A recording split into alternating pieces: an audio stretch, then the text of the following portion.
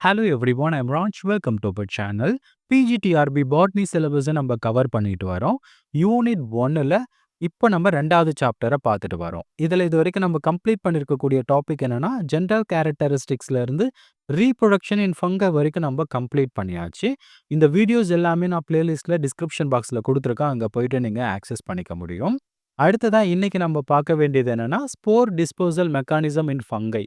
ஃபங்கைல spores எப்படிலாம் disposal ஆகுது, என்னென்ன மெத்தட்ஸ் வந்து இருக்கு அப்படின்றத தான் நம்ம டிஸ்கஸ் பண்ண போறோம். வாங்க என்ன அப்படின்றத நம்ம தெரிஞ்சுக்கலாம். Spore disposal mechanism in fungi. Spore அப்படின்றது என்ன? லைக் பிளான்ட்ல வந்து சீட் எப்படியோ அதே மாதிரி தான் ஃபங்கைல வந்து ஸ்போர். பிளான்ட்ல சீட் அப்படின்றது என்ன பண்ணும்? அதை நம்ம எடுத்து ஒரு இடத்த போட்டோம் அப்படின்னா அந்த அந்த இடத்துல இருந்து ஒரு புது பிளான்ட்டா வந்து க்ரோ ஆகி வரும். கரெக்ட்டுங்களா? அதே மாதிரி தான் ஃபங்கைல வந்து ஸ்போர் அப்படின்றது உருவாகும். அது ஏசெக்சுவல் ரீப்ரொடக்ஷன் மூலமா உருவாகலாம், இல்லைன்னா செக்சுவல் ரீப்ரொடக்ஷன் மூலமா கூட வந்து உருவாகலாம். அந்த ஸ்போர் வந்து கீழே விழுந்து அடுத்த ஜெனரேஷனை வந்து உருவாக்கும். எப்படி ஹையர் பிளான்ட்ல வந்து சீடோ அதே மாதிரி ஃபங்கைல ஸ்போர்ஸ் அப்படின்றது அடுத்த ஜெனரேஷனை உருவாக்கக்கூடிய ஒரு டைனி ஸ்ட்ரக்சர். அது எப்படி டிஸ்போசல் ஆகுது, எப்படி பரவ ஆரம்பிக்குது? ஏன்னா ஒரே இடத்துல எல்லாமே வந்து கீழே விழுந்து வளர போறது கிடையாது. ஒரு ஃபங்கை இருக்கா அப்படின்னா அது பக்கத்துலேயே நம்ம வந்து என்ன பண்ண முடியும், மற்ற மெம்பர்ஸையும் நம்ம வந்து அதே ஃபேமிலியை சேர்ந்த மற்ற இதுவும் நம்ம வந்து பார்க்க முடியும். எக்ஸாம்பிளுக்கு ஒரு அகாரிக்கஸ் இருக்கு அப்படின்னா உடனே பக்கத்தில் நம்ம பார்த்தோன்னா நிறைய அகாரிக்கஸ் அப்படின்றத வந்து இருக்கும். அப்போ ஒரு காளான் இருக்குன்னா பக்கத்தில் நிறைய காளான் எப்படி வருது? அந்த ஸ்போர்ஸ் வந்து டிஸ்பர்சல் பரவி இருக்கிறதால தான் இடையிடையே நிறைய காளான்கள் வந்து வளர்ந்துட்டு வருது. இந்த ஸ்போர்ஸ் எப்படிலாம் டிஸ்பர்சல் வந்து நடக்கலாம் அப்படின்றது தான் இந்த டாபிக்ல நம்ம டிஸ்கஸ் பண்ண போறோம். ஓகேங்களா? Fungal spores are microscopic that allow fungi to be reproduce. அப்போ ரீப்ரொடக்ஷனுக்கு ஹெல்ப் பண்ணக்கூடிய ஒரு மைக்ரோஸ்கோபிக் ஸ்ட்ரக்சரை தான் நம்ம ஸ்போர்ஸ் அப்படின்னு சொல்றோம். Serving a similar purpose to that seeds in the higher plants. Higher பிளான்ட்ஸில் எப்படி வந்து சீட்ஸ் வந்து இருக்கோ, சீடு வந்து எதுக்கு யூஸ் ஆகுது? ஒரு பிளான்ட் வந்து சீடை உருவாக்குதுன்னா அந்த சீடு வந்து கீழே விழுந்துச்சுன்னா அது அடுத்த ஜெனரேஷனை வந்து உருவாக்கும். அதே மாதிரி தான் ஃபங்கைல வந்து ஸ்போர்ஸ். இந்த ஸ்போர்ஸ் வந்து ஃபங்கைல உருவாகுது அப்படின்னா அந்த ஸ்போர் கீழே விழுந்துச்சுன்னா அது அடுத்த ஜெனரேஷனை வந்து உருவாக்கும். அப்போ சீடு மாதிரியே ஒரு வேலையை செய்யக்கூடியது தான் இந்த ஸ்போர்ஸ். ஓகேங்களா? சரி, அந்த ஸ்போர்ஸ் வந்து எப்படிலாம் டிஸ்போசல் ஆகுது அப்படின்றத பார்க்கலாம். Large number of spores production is not only the reason for abundance of fungi. ஒரு இடத்துல ஃபங்கை அதிகமா இருக்கு அப்படின்னா ஸ்போர் அதிகமா ப்ரொடியூஸ் பண்ணுது, அதனால தான் ஃபங்கை அதிகமா இருக்கு, அது மட்டும் ஒரு ரீசன் கிடையாது. The spore disposal mechanism in fungi help spread spores over long distance. So எல்லா இடத்துக்குமே வந்து அந்த ஸ்போர் டிஸ்போசல் மெக்கானிசம் வந்து அது பெர்ஃபெக்ட்டா வந்து நடக்கிறதால தான் எல்லா இடத்துலையுமே வந்து ஃபங்கை அப்படின்றது வந்து இருக்கு. நான் இப்போ எக்ஸாம்பிளுக்கு சொல்றேன். மழை காலங்கள்ல வந்து நீங்க வந்து ஒரு கிரிக்கெட் கிரவுண்டோ, இல்ல உங்க வீட்டுக்கு பின்னாடி இருக்கக்கூடிய ஒரு பெரிய கிரவுண்டுக்கு போனீங்க அப்படின்னா, இப்போ இந்த இடத்துல ஒரு காளான் இருக்கு அப்படின்னு வச்சுக்கலாம். சரிங்களா? இதே மாதிரி அந்த கிரவுண்ட் முழுக்க அங்கங்க நெறைய காளான் வந்து வளர்ந்திருக்கிறத நம்ம பார்க்க முடியும். அது மட்டும் இல்லாம பக்கத்துல வேற ஏதாவது ஒரு பிளேஸ் இருக்கு அப்படின்னா, அங்க கூட அந்த காளான் அப்படின்றது வளர்ந்திருக்கிறத நீங்க வந்து பார்க்கலாம். எப்படி அந்த காளான் எடைய எடைய அந்த இடத்துல வந்து பரவி இருக்கு அப்படின்னா, அதுக்கு காரணம் இதுல உருவாகக்கூடிய ஸ்போர்ஸ் வந்து காற்றின் மூலமாவோ, இல்ல நீர் மூலமாவோ அந்த இடத்த விட்டுட்டு வேற இடத்துக்கு போயிருக்கலாம். அதனால அந்த இடத்துல வந்து அந்த ஃபங்கை அப்படின்றது வந்து க்ரோ ஆகுது. அப்போ ஸ்போர் டிஸ்பர்சல் மெக்கானிசம் இருக்கிறதால தான் ஃபங்கை வந்து ஸ்ப்ரெட் ஸ்போர்ஸ் வந்து டிஸ்பர்சல் ஆகுது. நெறைய இடத்துக்கு போகுது. அந்த இடத்துலலாம் வந்து அந்த ஃபங்கை வந்து க்ரோ ஆகுது. அப்போ large number of spores production பண்றது மட்டும் ஒரு ரீசன் கிடையாது. அது கரெக்ட்டா வந்து டிஸ்பர்சல் ஆகுறதால தான் அந்த பகுதிகள்ல வந்து நெறைய ஃபங்கை அப்படின்றது வந்து க்ரோ ஆகுது. There is also practical reason why it's important for fungi to disperse the spores. Spore disperse பண்றதுக்கு ஒரு சில முக்கியமான ரீசனும் வந்து இருக்கு. அது என்னன்னா அப்படின்னா, prevent overcrowding near the parent mycelium. இப்போ ஒரு ஃபங்கை இங்க இருக்குன்னு வச்சுக்கலாம். இது நெறைய ஸ்போர்ஸ வந்து ரிலீஸ் பண்ணுது.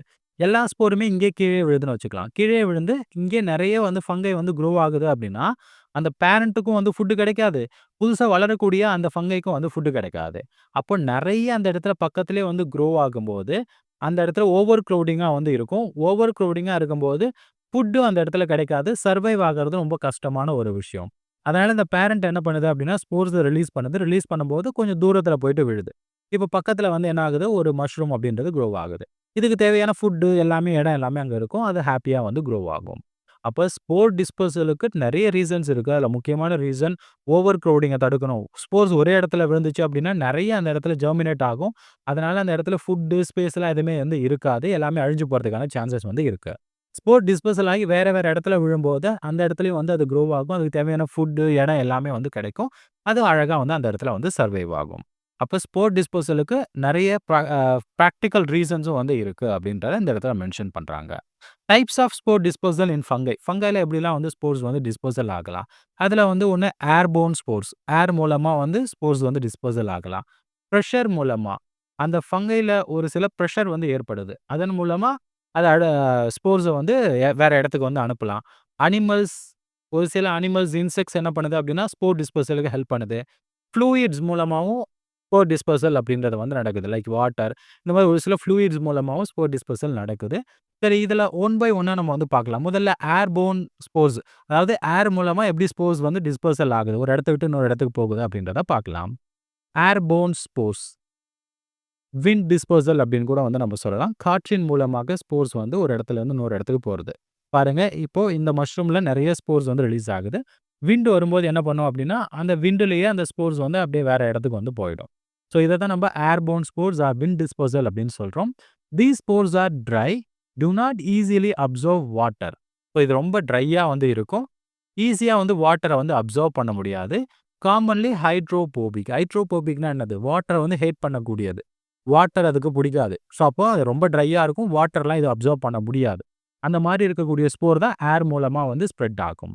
The absorption of water by spore would increase the weight, which will make harder to allow themselves remain float.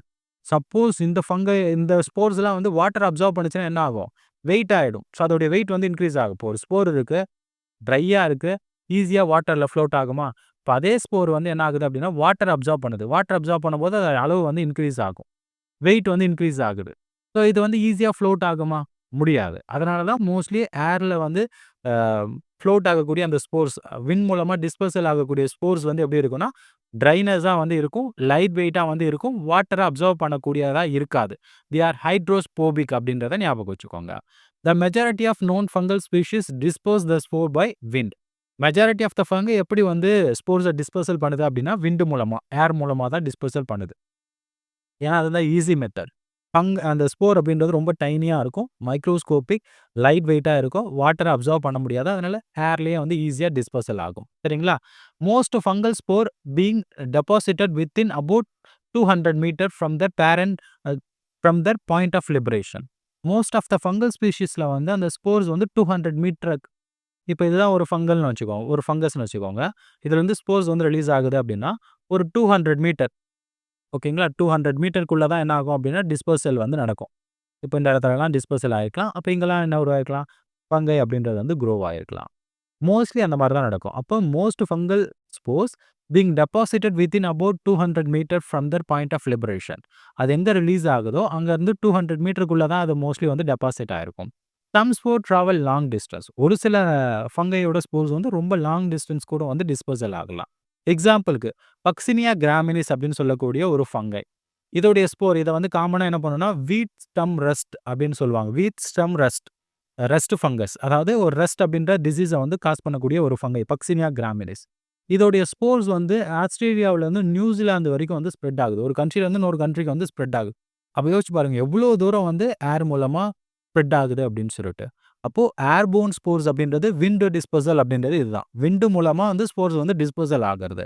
அப்போ அந்த ஸ்போர்ஸ் எல்லாமே ட்ரையா இருக்கும், லைட் வெயிட்டா இருக்கும், வாட்டர் அப்சர்வ் பண்ணாது, ஈஸியா வந்து பார்த்தோன்னா வாட்டர்ல ஃப்ளோட் ஆகக்கூடியதாக இருக்கும். மோஸ்ட் ஆஃப் த ஸ்பீஷீஸ் வந்து விண்ட் மூலமா தான் டிஸ்பர்சல் வந்து பண்ணுது. இப்போ ஒரு ஃபங்கை வந்து ஸ்போர் ரிலீஸ் பண்ணுதுன்னா, மோஸ்ட்லி 200 மீட்டருக்குள்ள தான் அது டிஸ்பர்சல் ஆயிருக்கும். ஒரு சிலது லாங் டிஸ்டன்ஸ் கூட வந்து டிஸ்பர்சல் பண்ணலாம். எக்ஸாம்பிள் வந்து பக்ஸினியா கிராமினிஸ்.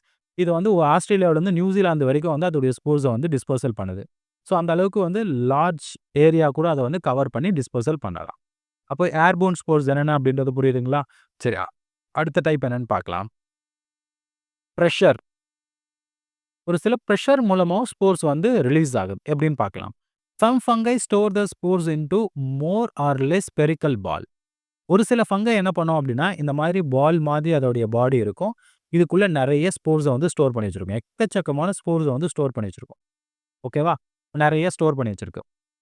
தேர் is a little pore in the wall at the top of the ball. So இந்த பால் மாதிரி இருக்குல்ல, இதுக்கு மேல ஒரு சின்ன ஒரு போர் இருக்கும். அந்த போர வந்து ஒரு மெம்பரேன் மாதிரி வந்து கவர் ஆயிருக்கும். Rain drop or animal contact. இப்ப இந்த இடத்துல வந்து ஒரு ரெயின் டிராப் விழுதுன்னு வச்சுக்கலாம். இல்ல ஒரு அனிமல் வந்து இத டச் பண்ணுது. தெரியாம உரசிட்டு போகுது. அந்த டைம்ல exert pressure on the top of the ball. இந்த இடத்துல ஒரு பிரஷர் வந்து கிரியேட் ஆகும். The spore puff out and carried out by air current. உடனே இந்த இடத்துல வந்து என்ன ஆகும் அப்படின்னா, அந்த மெம்பரேன் வந்து ரப்ச்சர் ஆகி ஸ்போர்ஸ் எல்லாமே வெளியில வரும். பாருங்க, இந்த இடத்துல ஒரு ஓப்பனிங் இருக்கா? இந்த ஓப்பனிங் வழியா எவ்வளோ ஸ்போர்ஸ் வெளியில வருது பாருங்க. இங்க ஏர் இருக்கு அப்படின்னா, அந்த ஏர் கரண்ட் மூலமா வந்து அப்படியே டிஸ்பர்சல் ஆக ஆரம்பிக்கும். ஸோ, அப்போ ஒரு பிரஷர் வந்து இந்த இடத்துல கிரியேட் ஆகுது. ஒரு ரெயின் ட்ராப் மூலமாவோ, இல்ல அனிமல் மூலமாவோ, டச் பண்றது மூலமாவோ பிரஷர் கிரியேட் ஆகுறதால, வெளியில இருந்து அந்த மெம்பரேன் ரப்ச்சர் ஆகி, உள்ள இருந்த ஸ்போர்ஸ் எல்லாமே ரிலீஸ் ஆகுது. இது வந்து பிரஷர் மூலமா ரிலீஸ் ஆகக்கூடியது. There will be more air and air air current higher up. நெறைய ஏர் கரண்ட் இருக்கு, வேகமா காத்தடிக்குது அப்படின்னா, இந்த ஸ்போர்ஸ் எல்லாமே மேல ஹைட்க்கு வந்து போயிடும். அலோவிங் த ஸ்போர்ஸ் டூ டிஸ்பர்ஸ் ஃபர்தர். இப்போ இதனால ரொம்ப தூரம் அந்த ஸ்போர்ஸ் போயிட்டு கீழ வந்து விழும். எக்ஸாம்பிள் வந்து பஃப் பால், எர்த் ஸ்டார் இந்த மாதிரியான ஃபங்கைல பிரஷர் மூலமா ஸ்போர் டிஸ்பர்சல் அப்படின்றது வந்து நடக்கும். இல்லன்னா ஜஸ்ட் வந்து இந்த பிரஷர் மூலமாவே இத ஜஸ்ட் யாராவது டச் பண்ணாங்க அப்படின்னா, இது ரப்ச்சர் ஆகி ஸ்போர்ஸ் வெளியில வருது இல்லையா? அது ரொம்ப தூரம் போயிட்டு கூட வந்து விழலாம். ஸோ இந்த மாரி பிரஷர் மூலமா ஸ்போர் டிஸ்பர்சல் அப்படின்றது ஒரு சில ஃபங்கைல வந்து நடைபெறும். அடுத்த டைப் அனிமல்ஸ். இன்செக்ட்ஸ், ஃப்ளைஸ் இன்னும் ஒரு சில அனிமல்ஸ்லாம் என்ன பண்ணும் அப்படின்னா, ஸ்போர் டிஸ்பர்சலுக்கு வந்து ஹெல்ப் பண்ணுது எப்படின்னு பார்க்கலாம். Fungi such S stink horn. இந்த ஸ்டிங்க் ஹார்ன் அப்படின்றது இந்த மாரி இந்த ஃபங்கை தான். ஓகேங்களா? பார்க்கறதுக்கு ஒரு விரல் மாதிரி வந்து இருக்கும். அது டாப்ல வந்து என்ன இருக்கும் அப்படின்னா, இது எல்லாமே ஸ்போர்ஸ். இங்க இருக்கக்கூடிய எல்லாமே ஸ்போர்ஸ். அந்த ஸ்போர் வந்து ரொம்ப ஸ்டிக்கியான நேச்சரா வந்து இருக்கும். சரிங்களா? இப்போ ஒரு ஆண்ட்டோ இல்ல ஒரு ஃப்ளையோ அந்த இடத்துல உட்காரும்பொழுது என்ன ஆகும்னா, அது கால்ல ஒட்டிக்கிட்டு அது வேற இடத்துக்கு போயிட்டு கீழ விழும். ஓகேங்களா? ஸோ அப்போ fungi such as stinkhorn use insect to disperse their spores. அப்போ இது என்ன பண்ணுது? இன்செக்ட்ஸ வந்து யூஸ் பண்ணுது ஸ்போர் டிஸ்பர்சலுக்கு. எப்படின்னு பார்க்கலாம். The stinkhorn fruiting body as a slimy spore. இந்த இடத்துல இருக்கக்கூடியது வழவழப்பா ஸ்லைமியான ஸ்போர்ஸ் வந்து உருவாக்கும். Which smell like carrion. Carrion அப்படின்றது என்னன்னா, அழுகி போன அந்த உடல் மாதிரி வந்து ஒரு ஸ்மெல் வரும். ஒரு உயிரினம் அழுகி போயிடுச்சு அப்படின்னா, அந்த இடத்துல இருந்து ஒரு துர்நாற்றம் வரும்ல, அந்த மாதிரி வரதான் கேரியான் அப்படின்னு சொல்லுவாங்க. அந்த அழுகி போன ஸ்மெல் வரதால என்ன ஆகும்? நெறைய பீஸ், ஆண்ட்ஸ் இதெல்லாம் வந்து அட்ராக்ட் ஆகி அந்த இடத்துக்கு வந்து போகும். This attract insects which normally feed on carrion. கேரியான ஃபீட் பண்ணக்கூடிய, இறந்து போன அந்த உடல்களுக்கு சாப்பிடக்கூடிய அந்த ஈ, வண்டு இதெல்லாமே அந்த இடத்துக்கு வந்து போகும். Particularly flies and they walk around in the spore mass. இது மேல உட்கார்ந்து அந்த இடத்துல வந்து நடந்துகிட்டு இருக்கும். Spore stick to their feet and bodies. இதனால அந்த ஸ்போர்ஸ் எல்லாமே அது மேல வந்து ஒட்டிக்கும். அதோடைய காலு, அதோடைய மற்ற பாடி பார்ட்லாம் வந்து ஒட்டிக்கும். When when they fly away the spore will be transferred to other places. இது வேற இடத்துக்கு போகும்போது அந்த ஸ்போர்ஸ் வேற வேற இடத்துல வந்து விழலாம். அப்போ ஒரு சில அனிமல்ஸ் மூலமாவும் இந்த மாரி ஸ்போர் டிஸ்பர்சல் அப்படின்றது நடக்கலாம். நம்ம ஒரே ஒரு எக்ஸாம்பிள் தான் பார்த்திருக்கோம். த ஸ்டிங்க் ஹார்ன். இந்த ஸ்டிங்க் ஹார்ன் அப்படின்றது ஒரு ஃபங்கை. இதுல வந்து உருவாகக்கூடிய ஸ்போர் வந்து ஒரு மாதிரி அழுகுன நாத்தத்த வந்து குடுக்குது. இதனால நெறைய ஈ, வண்டு அதுக்கப்புறம் வந்து எறும்புலாம் அந்த இடத்துல அட்ராக்ட் ஆகி போகுது. அதோடைய உடல், கை, கால்கள் எல்லாம் வந்து ஸ்போர் ஒட்டிக்கிட்டு வேற இடத்துக்கு வந்து டிஸ்பர்சல் ஆகுது. இது அனிமல்ஸ் மூலமா, இன்செக்ட்ஸ் மூலமா நடக்கக்கூடிய ஸ்போர் டிஸ்பர்சல். இந்த மாரி நெறைய ஃபங்கைல வந்து நடக்கலாம். அடுத்ததா ஃப்ளூயிட். இன்கேப் ஃபங்கை. எக்ஸாம்பிள் இது வந்து இன்கேப் ஃபங்கை அப்படின்றது ஒரு வகையான ஃபங்கை. இங்க இருக்கு இல்லையா இது. Use a quite different method to disperse the spores. இது ஒரு டிஃபரண்டான மெத்தட வந்து ஃபார்ம் பண்ணுது. ஸ்போர் டிஸ்பர்சலுக்கு. அந்த மெத்தட் என்னன்னு பார்க்கலாம். They are gill fungi. இதுல வந்து ஃபங்கை கில்ஸ் இருக்கும். கில்ஸ் அப்படின்றது என்னன்னா, இப்போ ஃபங்கை நம்ம வந்து இந்த மாரி பார்க்குறோம் இல்லையா? ஸோ இந்த ஓப்பனிங்க நம்ம பார்த்தோம் அப்படின்னா, இதுக்குள்ள வந்து நெறைய இந்த மாரி கில்ஸ் இருக்கும். நெறைய ராக்ஸ் வந்து இருக்கிறத நம்ம பார்க்க முடியும். இதுக்கு பேரு கில்ஸ். ஓகேங்களா? இந்த மாரி தான் மஷ்ரூம்லாம் இந்த மாரி தான் இருக்கும். இதுக்கு பேரு ஒவ்வொன்னு நம்ம கில்ஸ் அப்படின்னு சொல்லலாம். ஸோ அப்போ இது எல்லாமே இந்த இன்கேப் ஃபங்கை அப்படின்றது ஒரு gill fungi. In which the gills break down as they matured. Matured ஆனதுக்கப்புறம் என்ன ஆகும் அப்படின்னா, இந்த கில்ஸ் எல்லாமே பிரேக் டவுன் ஆக ஆரம்பிக்கும். உள்ள இருக்கக்கூடிய கில்ஸ் எல்லாமே பிரேக் டவுன் ஆக ஆரம்பிக்கும்.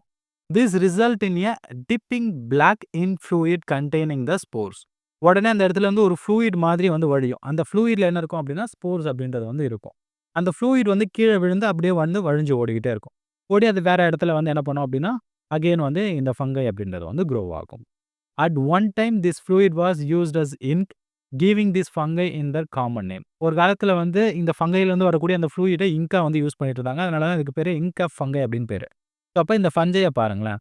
இதுதான் வந்து அதோடைய கில்ஸ் இருக்கக்கூடிய பகுதி. ஒரு மாதிரி ஃப்ளூயிட் மாதிரி வந்து ஒழுகுறத நம்ம பார்க்க முடியும். இதுக்குள்ள ஸ்போர்ஸ் அப்படின்றது இருக்கும். இது கீழ விழுந்த உடனே அந்த இடத்துல இருந்து அப்படியே நகர்ந்து போயிட்டு வேற இடத்துல வந்து ஒரு ஃபங்கைய வந்து உருவாக்கலாம். அப்ப இது வந்து ஒரு ஃப்ளூயிட் மூலமா டிஸ்பர்சல் வந்து நடக்கிறது. இன்னொரு எக்ஸாம்பிள் சொல்லணும் அப்படின்னா, பேர்ட் நெஸ்ட் ஃபங்கை. இந்த ஃபங்கை எப்படி இருக்கும் அப்படின்னா, பார்க்கறதுக்கு வந்து ஒரு பறவையோட கூடு மாரியே இருக்கு பாருங்க. உள்ள முட்டை இருக்க மாரி இருக்குல்ல, இந்த முட்டை மாரி இருக்குல்ல, இதுக்குள்ள நம்ம பார்த்தோம் அப்படின்னா தௌசண்ட்ஸ் ஆஃப் ஸ்போர்ஸ் இருக்கும் இதுக்குள்ள. இப்போ இந்த மாரி தான் இந்த ஃபங்கை வந்து இருக்கும். நெஸ்ட் வச்சுக்கிட்டு அதுக்குள்ள நெறைய பாக்கெட்ஸ் முட்டை இருக்க மாரி இருக்கும். அந்த முட்டைக்குள்ள முட்டை மாரி இருக்கு இல்லையா, இத வந்து பாக்கெட்ஸ் அப்படின்னு சொல்லுவாங்க. ஸோ இதுக்குள்ள வந்து நெறைய ஸ்போர்ஸ் வந்து இருக்கும். இப்போ ஒரு ரெயின் ட்ராப் வந்து இதில விழுது அப்படின்னா, உடனே இந்த இடத்துல இருக்கக்கூடியதெல்லாம் வந்து தெறிச்சுட்டு வேற இடத்துல போயிட்டு விழும். அதன் மூலமா அந்த இடத்துல அந்த ஃபங்கை அப்படின்றது வந்து குரோ ஆகும். இது வந்து ஒரு டைப் ஆஃப் ஃப்ளூயிட் மூலமா டிஸ்பெர்சல் நடக்கிறது தான். ஓகேங்களா? Bird's nest fungi produce fruiting body which resemble a bird's nest. இதோடைய ஃப்ரூட்டிங் பாடி எப்படி இருக்கு அப்படின்னா, பேர்டோட நெஸ்ட் மாரியே வந்து இருக்கு. These are hollow structure containing small hard packets of spore called பெரிடியோல். இந்த ஒவ்வொரு ஸ்ட்ரக்சருக்கும் எஃகு மாரி இருக்கு இல்லையா? இதுக்கு பேர் என்ன அப்படின்னா பெரிடியோல் அப்படின்னு பேரு. பெரிடியோல். ஓகேங்களா? பெரிடியோல். Rain drops in heavy storm splash into the nest structure ejecting the peridiole some distance from the fruiting body. இப்போ ரெயின் ட்ராப் வந்து ரொம்ப ஹெவியா மழை பெய்யுது, புயல் அடிக்குது அப்படின்னா, இந்த இடத்துல மழை துளிலாம் விழும்போது, இது எல்லாமே அந்த இடத்த விட்டுட்டு தெறிச்சிட்டு வேற இடத்துல போயிட்டு விழும். ஸோ இதனால அந்த இடத்துல அந்த ஸ்போர்ஸ் அப்படின்றது வந்து குரோ ஆகும். ஸோ இதுவும் வந்து ஃப்ளூயிட் மூலமா ஸ்போர் டிஸ்பர்சல் வந்து நடக்கிறது. அப்போ types of spore dispersal in fungi அப்படின்னு வரும்போது ஒரு 4 மெத்தட்ஸை நான் உங்களுக்கு எக்ஸ்பிளைன் பண்ணியிருக்கேன். அதில் ஒவ்வொன்றுத்துக்கும் ஒரு சில எக்ஸாம்பிள்ஸை வந்து நம்ம பார்த்துருக்கோம். இது வரைக்கும் நீங்கள் ஞாபகம் வச்சுக்கிட்டா போதுமானதாக இருக்கும். இது ரொம்ப சின்ன டாபிக் தான். ஓகேங்களா? இந்த டாபிக் உண்டான பிடிஎஃப் ஃபைலை வந்து நம்மளுடைய டெலகிராம் அண்ட் வாட்ஸ்அப் சேனலில் அப்டேட் பண்ணுறேன். அங்கே நீங்கள் டவுன்லோட் பண்ணிக்க முடியும். அடுத்த வீடியோவில் நம்ம பார்க்கலாம்.